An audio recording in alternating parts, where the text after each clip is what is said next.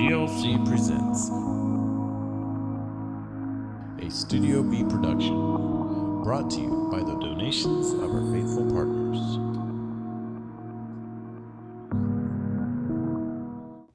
Hello, I'm so glad you came back. I'm really enjoying this, and I hope you are. I hope that there are things being shared with you that make a big difference in your life, things that you can immediately begin to apply, because that's how God is. He wants to come into your life. He doesn't want to be a distant God, a God you're afraid of, a God that you think doesn't care about you. You know, God cares about the most intimate parts of your life. The most intimate, the things that maybe only you and your spouse talk about. And God wants to even be there and help you and give you wisdom and advice and good counsel. So today we're going to talk about one of those areas. Today we're talking about relationships. And in talking about relationships, I want to talk to you about making love to your spouse. Most of the time when I say something like that, the first thing everybody thinks of is having sex. And that's part of it, of course. But you know, your greatest sex organ is your mind. Have you ever heard anybody say that? It is. That's why pornographers go after people on the internet, to get their mind. But Jesus understands you and what it takes to make you feel loved. He knows what it takes to make your spouse feel loved. He knows what it takes to make your children feel loved. And I want to share that with you today. I want to try to give you some practical advice on how to make the person who means something to you feel loved by you. Now, I know you women, you're sitting out there and you're saying, my husband is the one that needs to hear this. But you know what? You're the one hearing it. So let's work on you. God can work on him. Have you ever heard the saying, don't talk to your man about God, talk to God about your man? And it works. Most men do not want a wife that's like a mother, telling them what to do, telling them how you do everything, how you shouldn't do everything. They already have a mother. They don't need another mother. And they don't need a nag. In marriage, I heard Dr. Charles Stanley say one time, a woman can tell a man anything she wants to, once. After that, it's nagging. Ooh, I hated to hear that. Because as a wife, they're bigger than you are, for the most part. And you think, if I don't tell them and I don't keep telling them, they're not going to do it. It's important. And so you nag. Well, you know what a man does? He stonewalls. What does that mean? Well, he becomes like a stone wall. It's like, you're not listening to me. And so you nag a little bit more. You're not listening. And they just get quieter. Maybe they cross their arms. Maybe they start watching the ball game. Drives me crazy when my husband says, I heard every word you said, Betty. You said this, this, this, this, and this. So they do listen. But a lot of the time, you're telling them things they're not ready to hear, or they just have so much on their mind. And the same for you. Maybe you're that busy. But let's talk about what the Bible says about marriage and how God looks at marriage. In Malachi 3:13-16, it says, God was there as a witness when you spoke your marriage vows to your young bride, and now you've broken those vows. You've broken the faith bond with your vowed companion, your covenant wife. God, not you, made marriage. His Spirit inhabits even the smallest details of marriage. And what does He want from marriage? Godly children, that's what. So guard the spirit of marriage within you. Don't cheat on your spouse. I hate divorce, says the Lord. I hate the violent dismembering of one flesh. So watch yourselves. Don't let your guard down. Don't cheat. In a marriage, if you've been married a long time, you know how hard it is to make a good marriage work.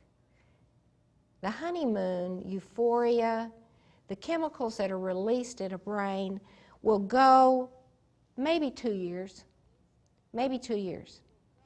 After that, you start seeing things they do you don't like. They don't change in ways you want them to change.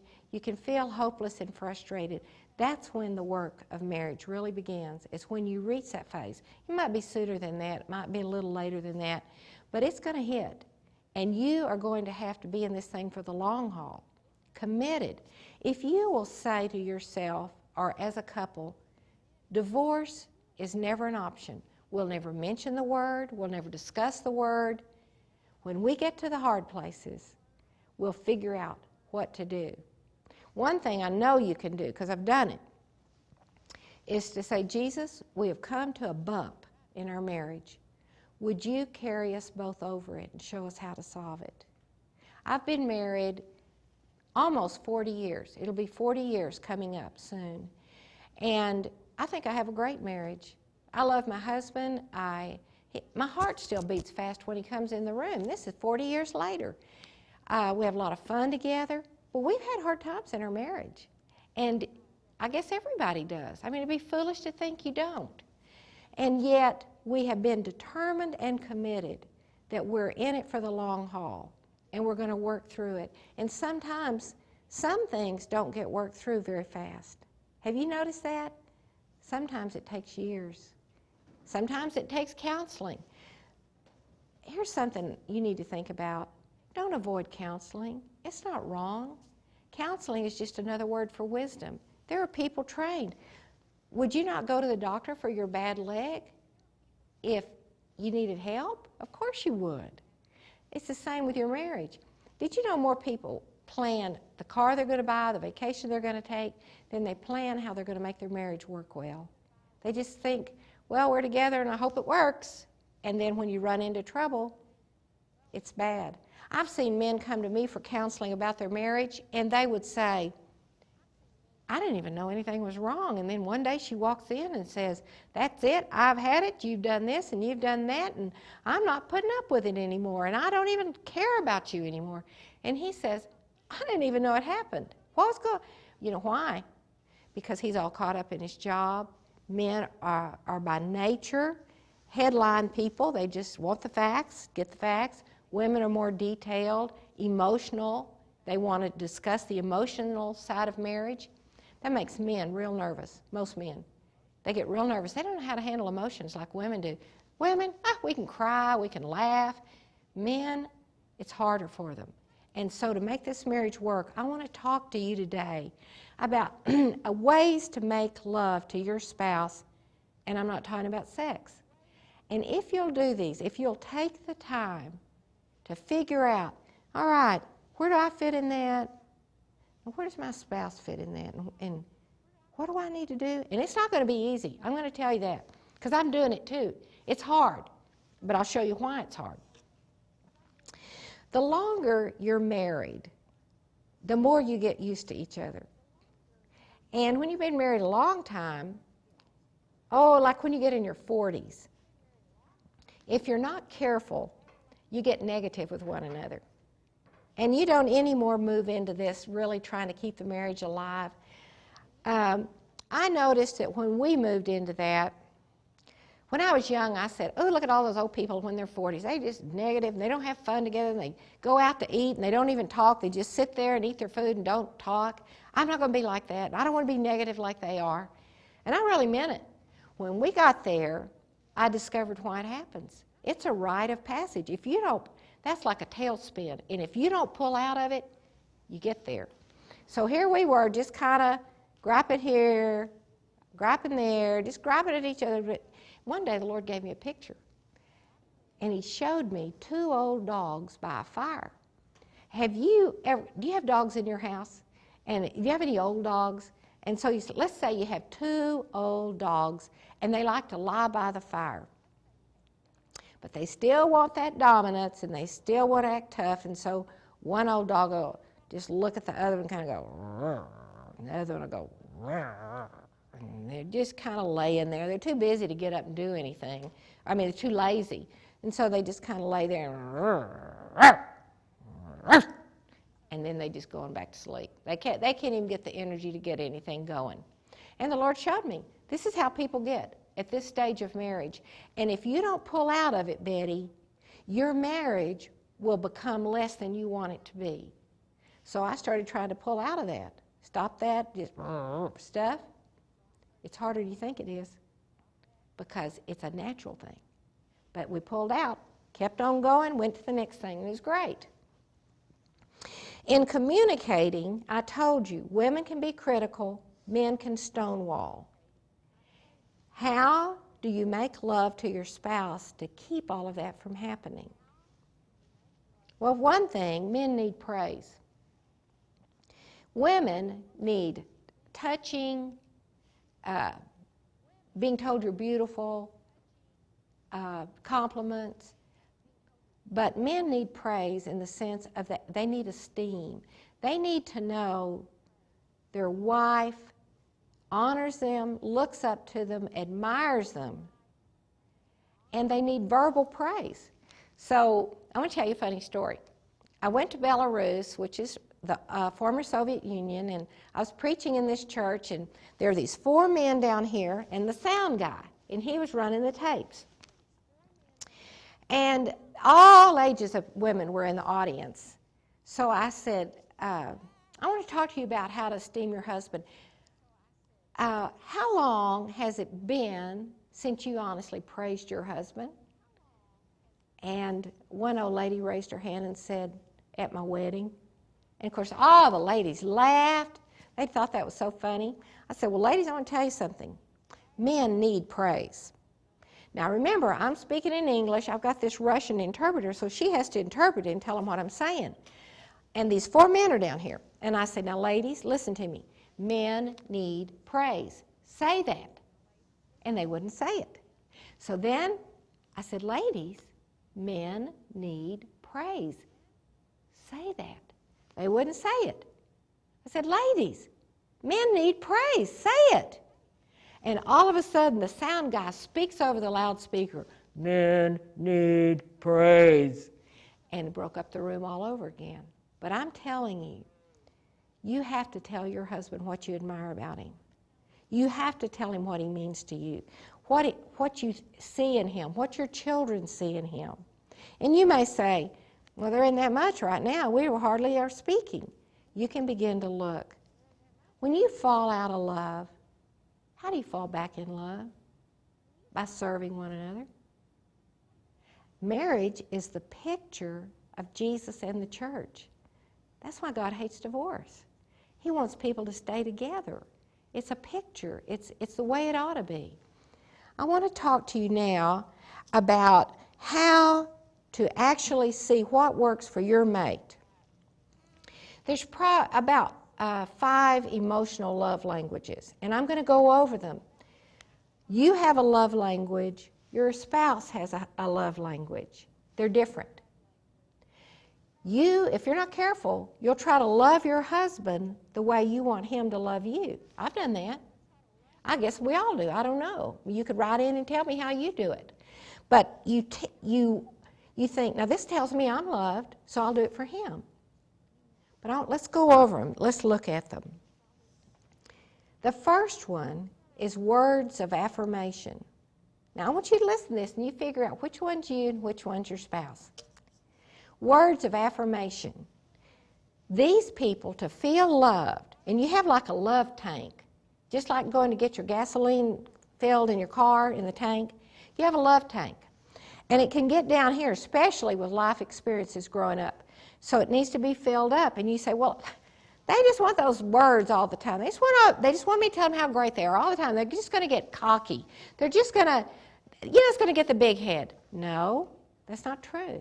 It's not true. If their love language is hearing words of affirmation, you have to say it to them.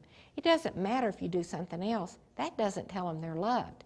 What tells them they're loved is when you tell them all the ways you think they're wonderful, all the ways you appreciate what they do. You tell them all the things that, as specifically as you can. I love the way you look at older people. I love the way you're kind to your mother. I love the way that you treat your employees right. You are a good person. You're very wise. These are sincere things. You have to use the right tone of voice too. So even if you don't feel it, fake it till you make it. That's a kind of a little wife saying. Another thing you can do in using these words of affirmation is to do it indirectly. There's something about third-party reference, it's called. So you're out to eat with another couple, or you're at a party, just brag on your husband in front of them. It doesn't have to be phony. It doesn't have to be fake. But just say, you know what I like about him? If he says he's going to do something, he does it. You just can't imagine what that does for somebody who thrives on words of affirmation. Do you see what I'm talking about? Are you getting it? In fact, if you know what, you're right. What do I do? I'll give you a little activation. Once or twice a week, pick out one thing you really admire in your spouse and tell them. See what happens to the love in your marriage. That's serving your spouse. You can serve your spouse. We're called to serve one another. You can do that. The second love language is quality time. Not everybody needs this, but the people that need it have to have it to feel loved. That means the verbal compliments don't mean that much to them. They want you to just sit down and talk to them. Sit down and watch TV with them. Watch a ball game with them. Get off the computer. Get off the phone and spend time. Now, that's my husband. I'm verbal. I want verbal affirmation. He wants quality time. It's as hard for him to give me verbal affirmation, which I need, as it is for me to give him quality time, which he needs. Why? Well, I'm very energetic. If I sit down, I fall asleep. I'm just not a person that can just sit around. I can't do it. It drives me crazy. But I have to do that because I want to love and serve him. I have to make myself do it. I don't want to tell you that you're having to make it because it's wrong. I'm just trying to tell you it's hard for you to do it, but you can do it. And so I'm really working on it. 40 years of marriage, I'm really trying hard.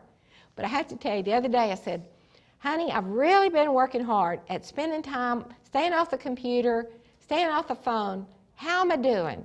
He said, I don't know, I can't tell that much. I mean, I've really been trying.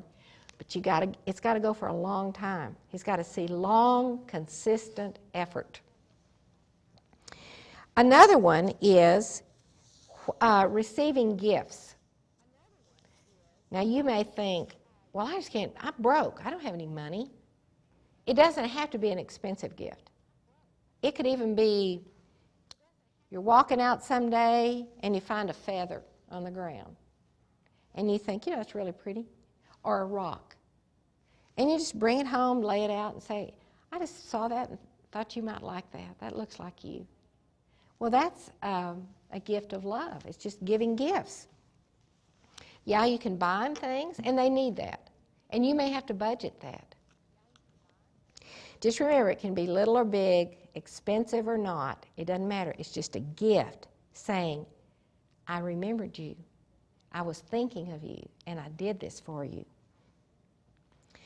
If you're not a gift giver, if you say, we didn't give gifts in my family growing up, you can still change.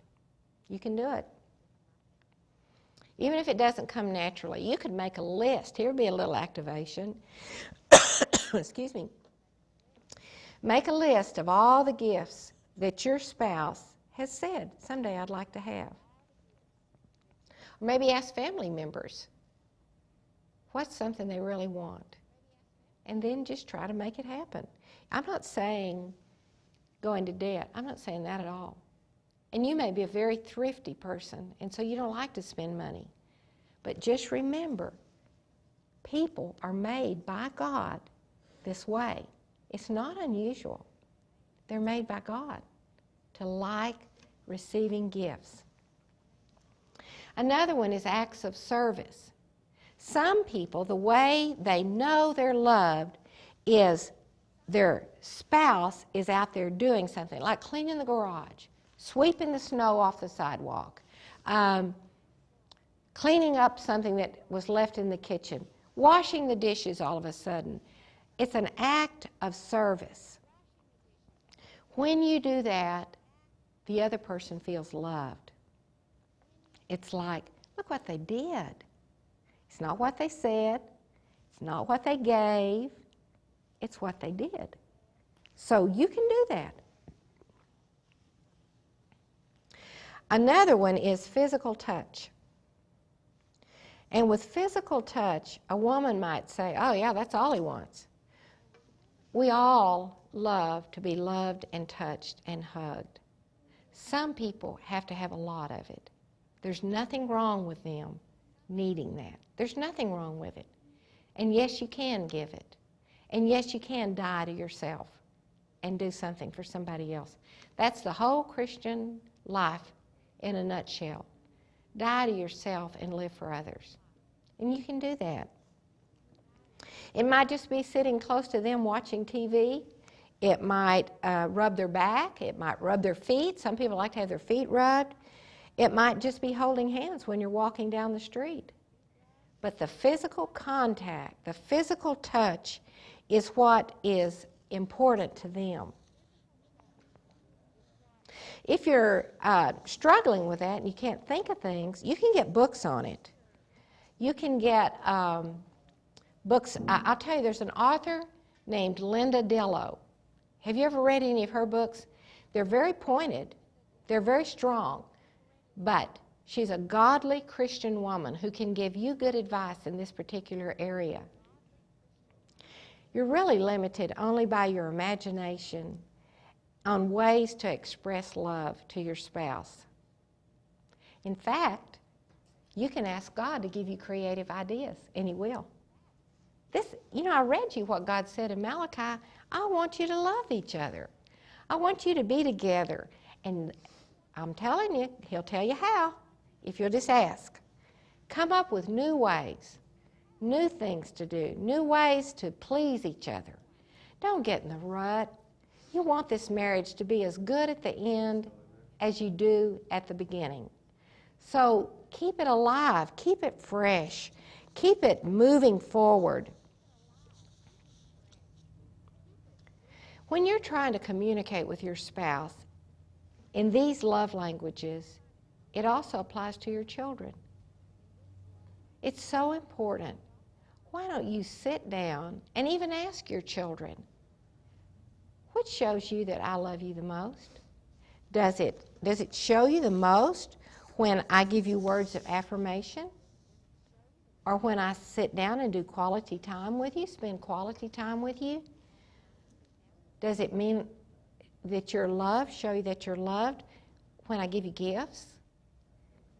How about acts of service? When I do something for you, does that say, I love you, you're special? Or physical touch? Which is it? Because I'm promising you, if you're doing the wrong one, I don't care how hard you're working, they're not feeling it. It's not saying it to them. No matter how much it's saying it to you, it's not saying it to them. And you have to make this change. So get started.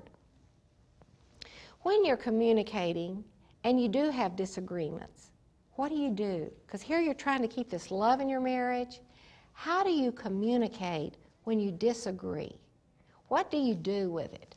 Well, you can communicate verbally and non-verbally.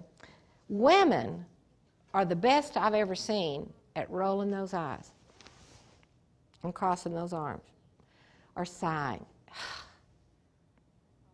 That speaks volumes. And your husband says, you're always doing that. And you say, what did I say? I didn't say anything. No, but your nonverbal communication said everything. 97% of what you communicate is nonverbal. You've been watching me. My eyebrows go up and down. My eyes turn. My head turns. I use my hands. And I'm communicating to you that way. So watch your nonverbal in dealing with your family, especially if you tend to be moody. Learn how to get out of that. I know you love your family, but that can destroy your family. Just mom's in one of her moods again. She slammed the door and gone to the bedroom. Get healed. Get healed, because this love that I'm talking about today that needs to be between you and your spouse, you don't need that. He doesn't need to feel like he's walking on eggshells around you. You don't need to feel like you're walking on eggshells around him. You never know when he's going to explode. And that's what I'm talking about. Don't be afraid to get counseling. You're not weak. Your spouse is not weak. You're wise. It takes wisdom to see we need to do something about this. There's plenty of good counselors out there. They're in churches. They're trained counselors. You can find people to help you work through all of these love issues in your relationship.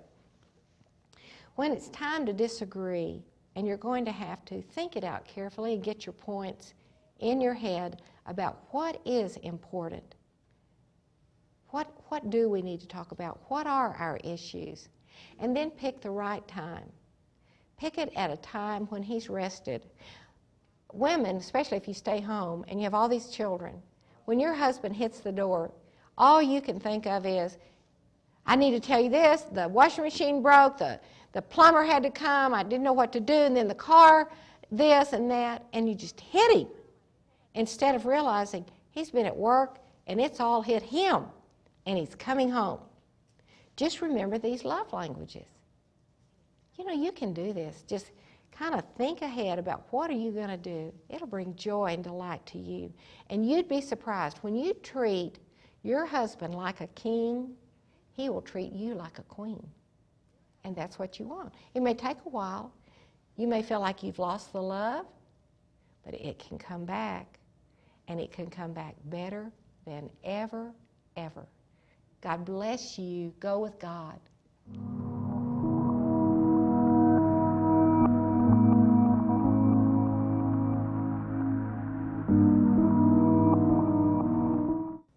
I have an idea that I believe the Lord's given me, and I want to share it with you because I want you to become a part of it. You and your children and all your friends.